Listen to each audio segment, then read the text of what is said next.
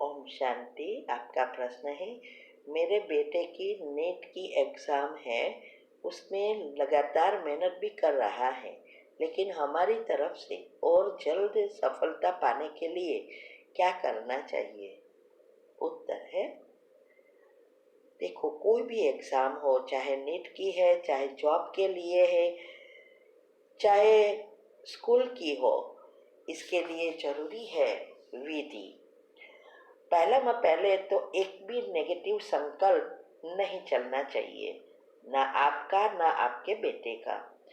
बच्चों के लिए, स्टूडेंट के लिए या एग्ज़ाम के लिए हमने विधि बताई है कि कैसे पढ़ते समय क्या करना है, कब पढ़ना है, कैसे ज़्यादा जल्दी याद रख सके, वो रखा है। वो आपके बेटे को कहो कि उस विधि को फॉलो करें। एग्ज़ाम के बाद भी क्या सोचना है वो भी इसमें बताया है। आपको यूट्यूब चैनल पर नई चैनल जो है हेल्थ एंड माइंड बीके कुसुम, इसमें इजीली मिल जाएगा उसके रिलेटेड वीडियो। तो वो विधि अच्छी रीति समझो, कैसे लिस्ट बनाना है, क्या करना है, सब बताया है। और ये आपका माँ का सबसे ज़्यादा विचारों की इफ़ेक्ट होती है, तो आपको भी हमेशा पॉजिटिव ही रहना है। सुबह में उठकर पावरफुल अमृत वेले के बाद आपको जो लिस्ट आपने बनाया है, जैसे आपके बेटा जो भी पढ़ता है वो सब याद रहता है और वो जब चाहे वो उसको याद करके कर सकता है। एग्ज़ाम का दिन आ गया है, एग्ज़ाम में पेपर देखा, पेपर बहुत इजी है, जो पढ़ा है वही प्रश्न पूछे हैं, सारा पेपर लिख दिया है, 100% से वो पास हो गया है, ऐसा वो विधि आप भी सुनो और उनको भी बताओ। तो अगर आप दोनों ऐसा विधि से करेंगे तो जरूर जरूर जल्दी सफलता मिल जाएगी। ठीक है? ओम शांति। प्रश्न है कि मेरा बेटा टोरंटो यूनिवर्सिटी में इंजीनियरिंग कर रहा है, उसका इंटर्नशिप का जॉब नहीं हो रहा। मार्च लास्ट 1 अप्रैल वीक तक इंटर्नशिप जॉब हो जाने के लिए मुझे क्या करना चाहिए? उत्तर है, अगला प्रश्न का उत्तर आप सुनो। और एक तो यह है कि आपके बेटे को ये विधि बताओ और आप भी उस अनुसार लिस्ट बनाकर सोचना पड़ेगा। और एक भी नेगेटिव विचार ना चले कि जॉब नहीं हो रहा है, इंटर्नशिप का क्या करें, कुछ भी नहीं। आपको जो चाहिए वही सोचना है। तो वो विधि अगर आप अपनाएंगे और एक धुनी बन जाना है, जैसे उसमें मैंने बताया है कि खुशी भी क्रिएट करो, कि जैसे आपको जॉब मिल जाए तो कितनी खुशी होती है, वो खुशी भी हमें क्रिएट करनी पड़ेगी। तो आप दोनों वो विधि करेंगे, लिस्ट बनाओ, और जैसे उसको जॉब मिल गई है और तो जरूर सफलता मिलेगी। अगर सफलता मिले तो जरूर आपका अनुभव लिखना। दूसरा, एक चाबी दे रही हूँ। अगले 2 प्रश्न के उत्तर में मैंने 3 शरीर का समझाया है कि सूक्ष्म शरीर दुआओं से ही खत्म होता है। अगर आपका बेटा फिक्स करे कि मुझे ये जॉब मिल जाए तो मैं इतना परसेंटेज सेवा में लगाऊंगा, जो भी वो फिक्स करे वो हमेशा के लिए चालू रखेगा, तो जीवन में प्रगति ही प्रगति होगी। वो हमारा अनुभव है। तो ये एक बहुत सूक्ष्म की है पैसा प्राप्त करने की, दुआ कमाने की। तो वो प्रश्न भी उत्तर आप सुनना और उसको फिक्स करके जब भी योग का प्रयोग आप दोनों करो, दोनों मिलके फिक्स करो और फिर देखना चमत्कार। ठीक है? ओम शांति।